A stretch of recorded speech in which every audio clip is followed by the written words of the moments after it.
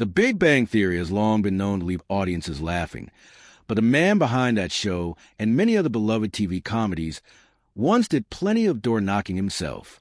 When people think of the Big Bang Theory, they remember the laughter first, the quirky science jokes, the awkward friendships, and the warmth that wrapped around Thursday nights for over a decade. At the center of it all stood Penny, the neighbor across the hall who made the world of genius physicists feel a little more human. She wasn't just a character. She was a heartbeat of the show. For millions, she became a symbol of comfort, humor, and light.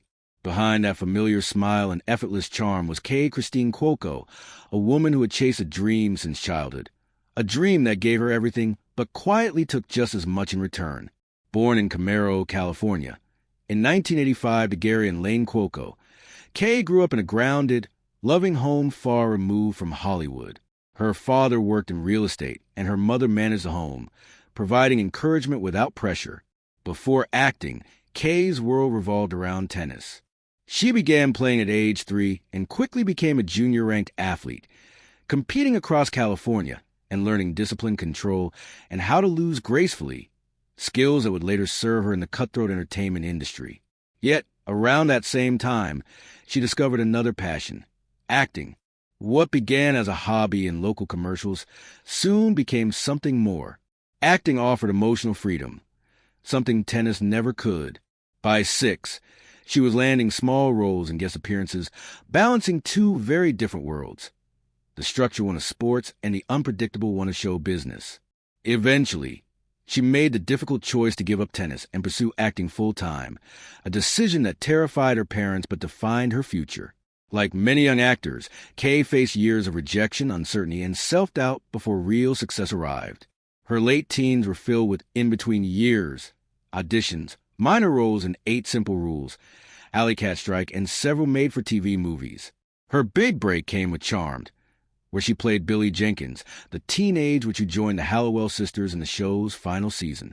It gave her steady work and a glimpse of fame, but when the series ended, so did her momentum. Hollywood can be cruel to actors who fall out of the spotlight, and Kay wondered if her career had peaked before it truly began. Still, she persisted, showing up, staying kind, and keeping hope alive. In 2006, she auditioned for a pilot called The Big Bang Theory, but was turned down because producers felt her character, then named Katie, was too harsh. The project was shelved, but fate wasn't done with her. A year later, CBS revived the idea with a softer, warmer version of the female lead, renamed Penny. When Kay returned to audition, everything clicked. She didn't just play Penny, she embodied her. The chemistry between Kay, Johnny Galecki, and Jim Parsons was effortless, forming the perfect balance of logic and heart. When The Big Bang Theory premiered in 2007, few expected it to become one of the biggest sitcoms in history.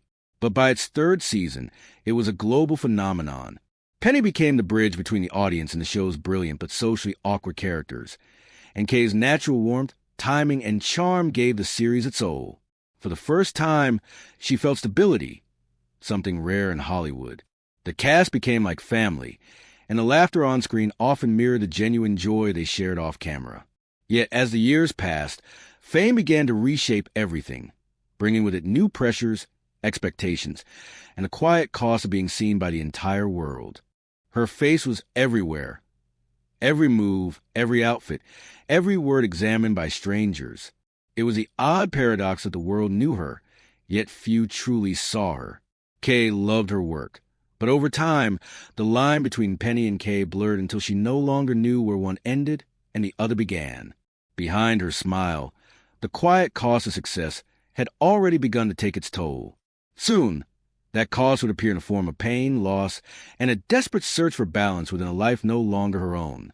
By the early 2000s, The Big Bang Theory was one of the most watched shows on television, and Kay Cuoco was earning over $1 million per episode, a dream realized beyond the imagination of that girl who used to drive around in a beat-up car to auditions, hoping someone would remember her name. To the world, she had made it. She was living every young actor's dream. But the truth was considerably more complicated. Fame doesn't come with instructions. The long hours, bright studio lights, the laughter cues, and endless camera resets started to all blend together. Penny was adored by millions. But Kay often felt like she was performing even when the cameras weren't rolling. That illusion of control shattered in 2010. During one of her favorite escapes, horseback riding, her horse spooked, throwing her off.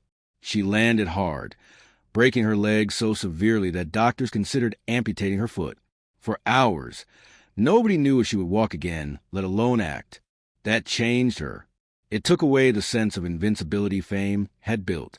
Later, in other interviews, she said it was the first time she genuinely understood not the fear of failing, but the fear of losing everything she loved.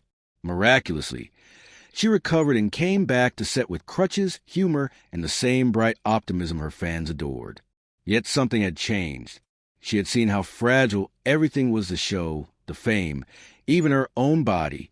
As the years passed, she began to feel caged in a world that she once dreamed about entering. People no longer called her Kay. People called her Penny. And with every utterance, a small piece of her real self seemed to fade away. She smiled for cameras, laughed in interviews, and posed for photos, but at home, she felt hollow, as if there were two lives lived side by side, one adored by millions, and another quietly disintegrating. The ending of The Big Bang Theory in 2019 was emotional. She had cried not because a chapter had closed, but because this was all she had known for 12 years. It gave her stability, identity, belonging, and in an instant it was gone, standing on quieted set surrounded by silence. She then knew that the greatest role of her life had also been the hardest to let go of. Every great story has a hidden one, and for The Big Bang Theory, that story unfolded quietly between the takes. During the early seasons of the show, as their characters' romance developed on screen, Cuoco and Johnny Galecki began a real one off-screen. It wasn't dramatic or planned. It was organic, a connection that creeps up when you spend countless hours together sharing laughs, exhaustion, and trust. Johnny was a calm, thoughtful guy who became her confidant. They often had dinner after shoots, talking about life away from fame.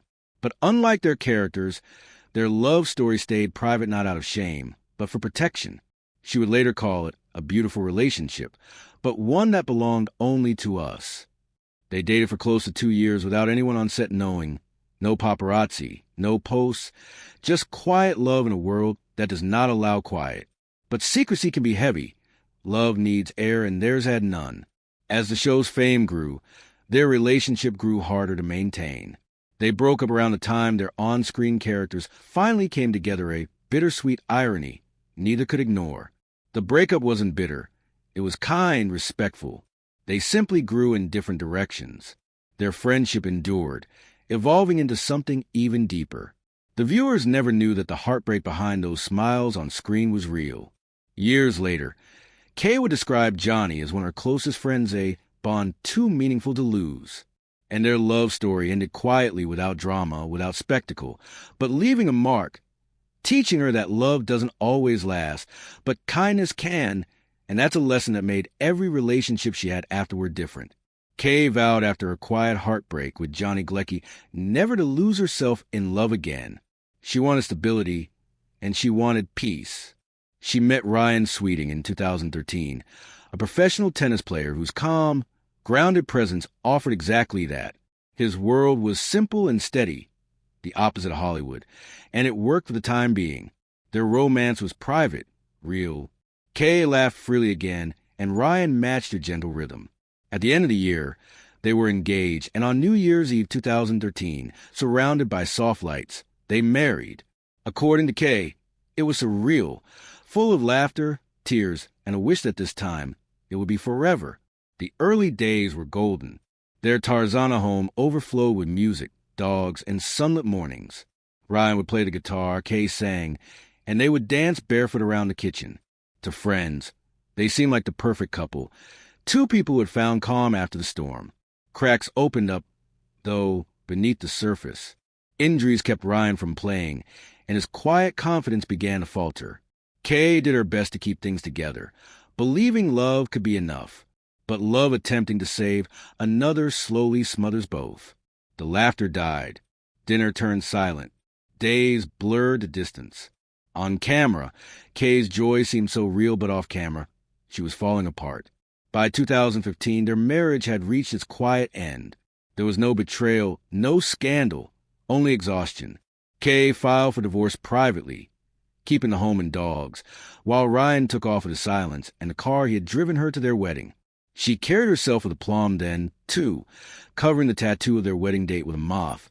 Not to erase the past, but a marked transformation. It reminds me that I survived something, she told people. Eventually, she returned to the tennis court, not to compete, but to breathe.